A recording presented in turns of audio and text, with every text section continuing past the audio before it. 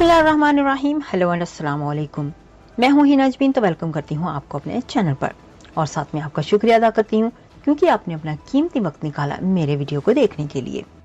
साबिक वज़ीर आज़म इमरान खान ने कहा है कि यास्मीन राशिद की बरियत से साबित होता है कि कोर्ट कमांड हाउस हमले में तहरीक इंसाफ के बतौर जमात कोई किरदार नहीं था। तहरीक इंसाफ के खिलाफ जिस बयाने पर क्रैकडाउन किया गया उसकी धज्जियां उड़ चुकी हैं।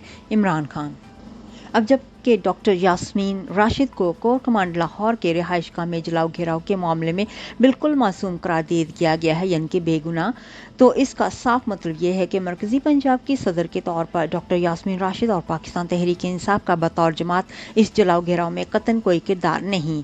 तहरीक इंसाफ के खिलाफ सारा क्रैकडाउन इसी जवाब की आड़ में किया गया कि तहरीक इंसाफ पर ने पुरतशद्दुद कार्रवाइयों की मनसूबाबंदी की। इस बयाने की तो अब वक्तन धज्जियां उड़ चुकी हैं।